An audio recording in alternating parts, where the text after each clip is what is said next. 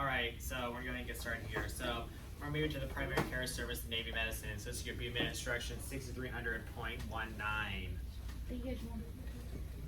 Yeah, after this I'm gonna meet you over here. Yep. So shoot me a text, not from that. Okay.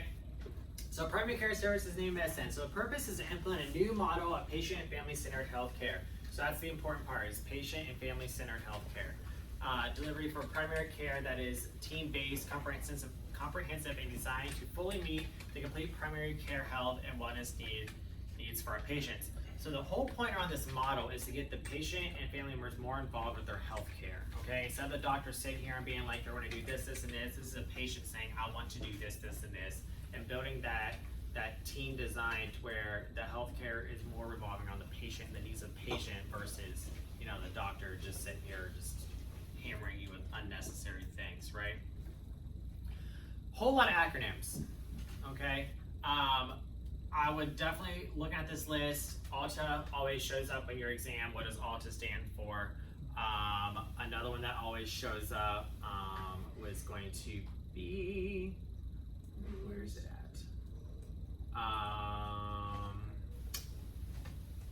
MTF, MERS, MHS. That's pretty much it. BMed, of course, DEERS. The ones, so looking at this list, looking at the ones that is going to be used Navy-wide, and the ones that affect us mainly. So any type of the healthcare systems, we need to make sure we know. And then some of the, if you don't know what BMed is, there's nothing I can do for you at this point, because BMed's literally everything. So there's some lovely more acronyms that go along with any of the, with our primary care stuff. TRICARE, there's instructions on TRICARE. The rest of this is just good to know. All right. So what is the definition of primary care? So Navy medicine primary care is an integrated, comprehensive, continuous way of meeting the healthcare needs of our patients and the Navy medicine team. Standardization of primary care service delivers a medical home port. So as Navy medicine's new model of primary care services aligns with civilian models of primary care known as patient-centered medical homes, medical home, or other similar names. Here at Walter Reed, we do have a primary care medical home or medical home port for all active duty staff. So we get seen by certain providers that they assign, usually active duty staff in the medical home port. So the purpose of this is to, like I said, have that more comprehensive, more integrated team effort base between you and your provider. Okay.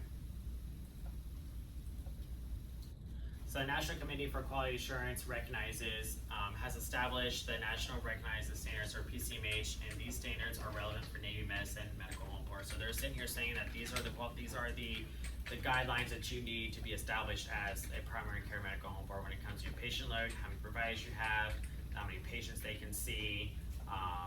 They set those guidelines, and in order for us to get that title, we have to make sure we're meeting those guidelines.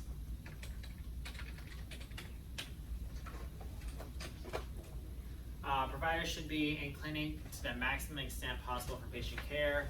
A clinician who is unavailable for a full 36 bookable hours each week shall be defined as a full-time equivalent. So that's that FTE, right? When I was saying 36 hours full-time, they get a 1.0 FTE or full-time equivalent, meaning that they are your full-time staff. Okay. Accreditation Council for Graduate Medical Education, Residency Review Committee mandates 1,400 hours per faculty full-time per year spent in resident teaching, oversight, or other oversight. So what this is saying is this is specific for those teaching hospitals, right? So it's saying that if you have a staff that is part of this medical home port concept, they have to dedicate these 1,400 hours to teaching the GME program, right? So at some point, whether that's staffing the residents, that's involved with educational purposes for the residents, whatever it may be, they have to mandate this 1,400 hours per faculty full-time per year spent in resident teaching, okay? So they do this here at Walter Reed.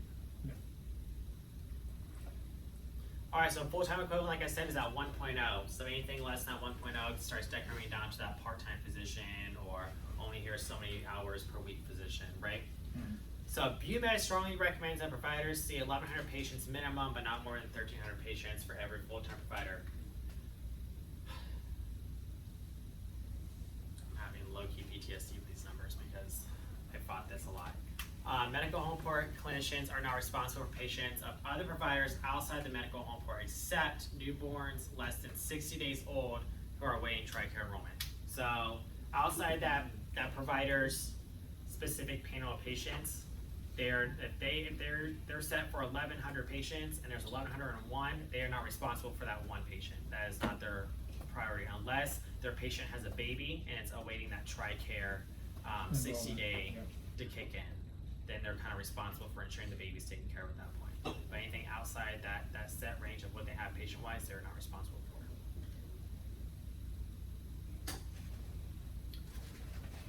Provider team staff aides are responsible for their patients 24/7, 365. Each team will consist of 3 to 5 privileged providers. So 3 providers, at least one must be a physician. So that can be your nurse practitioners, your PAs, and your NDs, DOs. Those are all that care team provider, and at least one of them has to be a licensed physician. So you could have MD and 2 PAs, PA and P, MD, whatever it may be. Teams of 4 to 5 providers, at least 2 must be physicians, and command should strive to have at least 50% civilian staff. So on top of having your active duty staff, at least 50% of that should be civilian. Why is that? Well, that's a really good question. I'm so glad you asked. We rotate, right? So if your whole staff is active duty and everybody rotates at the same time, you currently have no staff. And that solves absolutely none of the world's problems. So you need to make sure you're having that civilian staff to compensate your active duty military staff as they rotate out. So your primary care provider is responsible for the oversight and care coordinated for the needs of the patient. Your team nurse serves as a care manager for assigned patients to coordinate care and other necessary services to meet the needs of patients as determined by the patient's primary care provider. So they're going to be ones that help you set up referrals, make sure you get your referrals, make sure your medications are filled, your labs are put in. So a lot of times if you call over to internal medicine, they transfer your care team, the nurse is able to put in things for you and have the doctor sign off. So that way the doctor, you don't necessarily have to have a visit, your team lead nurse can take care of it as well. Yeah. So they kind of have that umbrella effect from the provider to be able to do certain things, and then the provider sign off as long as it is necessary for the treatment of the patient. CNAs, MAs, and HM, so your nurse assistants, medical assistants, and our lovely corpsmen that we love oh so much.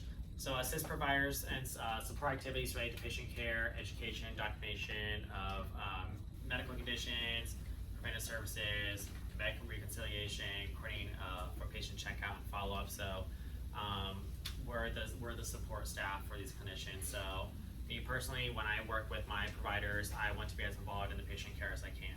So when I was over in internal medicine, I was working with providers. I pretty much did everything for the provider, staffed my provider. They came in, said their blessings, and that was it.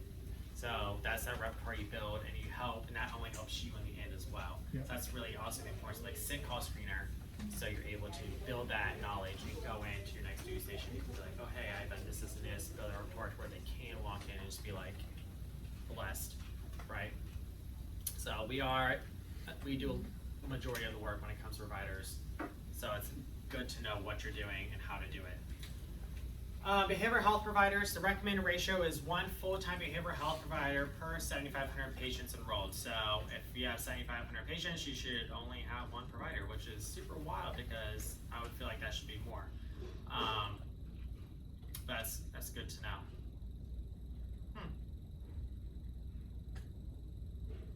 I could not be that provider.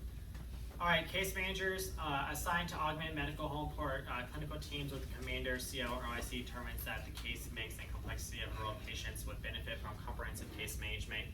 So one case manager can meet the needs of approximately 7,200 different patients.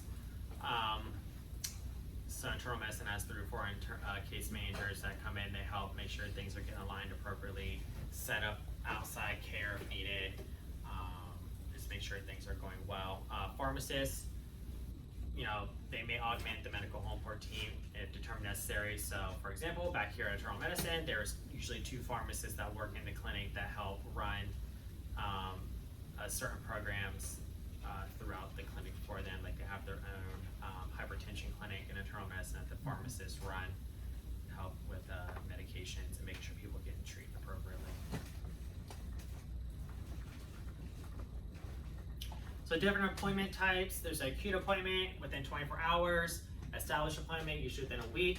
Wellness appointment is within a week, but for preventative reasons, procedure appointments, such your proc or spec appointments, which those specialties like you guys who have proc and spec appointments should know that these are just your minor outpatient procedures, so physical therapy, toenail removal, sports medicine, acupuncture, things of that nature. Those are your outpatient procedures. Yep. So each medical home port clinic shall have the following, right? 2 exam rooms, additional procedure room, and 1 multi-purpose office. Those with multiple teams will need to have at least 1 common stream, behavioral health services, and ancillary services if appropriate. Internal medicine does a really good job at meeting these criteria when it comes to the space, the exam rooms, the procedure rooms, the offices. They have the ancillary services up there. They have everything, they have that wide variety of care that anybody could be asking for and potentially could need. I mean, they have a yoga instructor up there, so like, they have lots of ancillary services.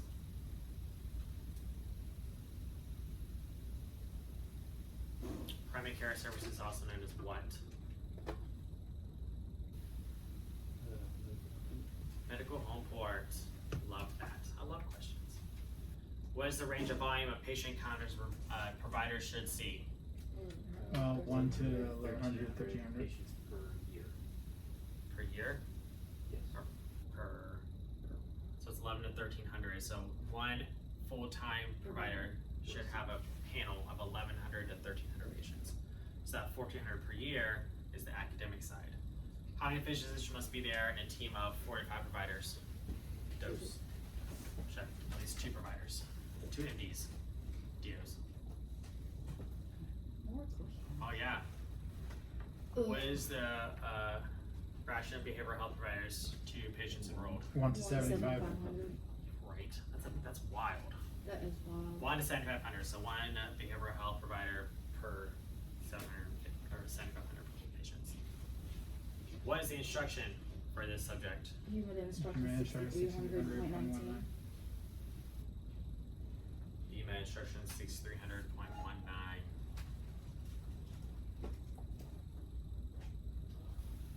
So what is similar and different between established and wellness appointment types? I know one is like the week. Wellness is your preventive care or whatever. Both within a week. Well, it's a preventive reason only. So like your well woman exams. Wellness exams. Any questions for me? Love this.